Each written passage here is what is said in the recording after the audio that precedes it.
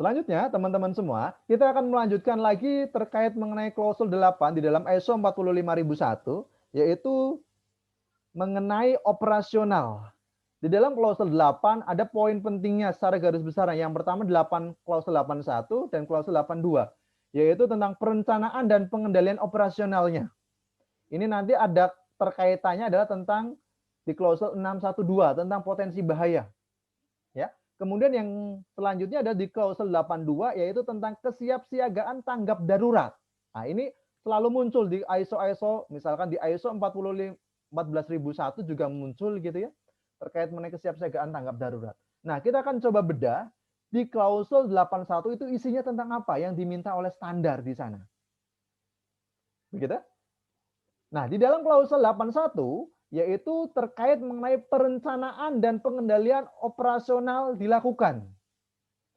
Yang pertama, menetapkan kriteria proses-proses. Yang dimaksud di sini adalah proses-proses produksi, proses-proses yang ada di sebuah organisasi. Kemudian yang kedua adalah menerapkan pengendalian atas proses-proses tersebut. Di masing-masing proses produksi itu dilakukan pengendaliannya teman-teman semua. Ya, ketika kita sudah tahu ada identifikasi bahaya, maka kita lakukan pengendaliannya di situ. Kemudian di poin ketiga, yaitu tentang memelihara dan menyimpan informasi terdokumentasi. Terkait mengenai identifikasi bahaya, terkait mengenai pengendalian itu harus didokumentasikan teman-teman semua. Ya. Kemudian yang selanjutnya adalah tentang menyesuaikan pekerjaan dengan pekerja. Yang dimaksud di sini adalah bahwasanya pekerjaan tersebut harus disesuaikan dengan para pekerjanya, sesuai dengan bidangnya, sesuai dengan kompetensinya, sesuai dengan ukuran tubuh dan lain sebagainya. Maka ini akan juga dibahas tentang ergonomical hazard-nya, posisi pekerjanya, kemudian workstation-nya dan lain sebagainya. Itu ada di dalam klausul 81. Di dalam 81, 812, maka di situ diminta di dalam standar bahwasanya perusahaan atau organisasi harus mengeliminasi bahaya dan mengurangi resiko K3, teman-teman semua. Maka dilakukanlah hierarki pengendaliannya. Di dalam hierarki pengendalian, sempat saya sampaikan sama kalian bahwasanya prinsipnya adalah terkait mengenai apa? ESRA. Masih ingat? Ada namanya ESRA. Saya sampaikan sama kalian ya, tempo lalu. ESRA. Eliminasi, substitusi, rekayasa teknik, administratif, dan APD. Ini harus dilakukan pengendalian secara seperti ini, teman-teman semua, untuk mengurangi sebuah risiko K3. Poin utamanya adalah seperti itu.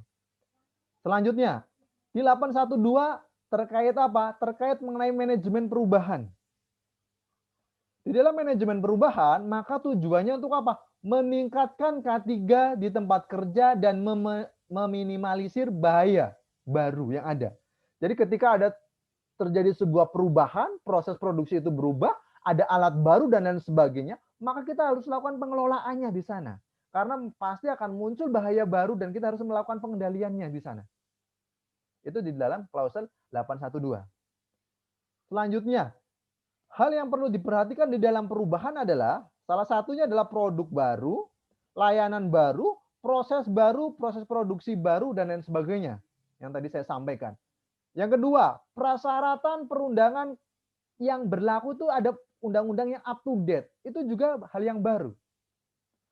Perubahan pengetahuan dan informasi tentang bahaya risiko K3. Wah, ada potensi bahaya baru. Ada paradigma baru. Salah satunya adalah tentang COVID-19. Ini juga hal yang baru, teman-teman semua. COVID-19 itu masuk ke dalam sini. Sebelumnya tidak ada. Maka dilakukan di dalam 812 ini. Perubahan di sini. Kemudian yang keempat adalah terkait mengenai perkembangan pengetahuan dan teknologi. Ketika ada teknologi yang terbaru, maka kita lakukan di sini. 812.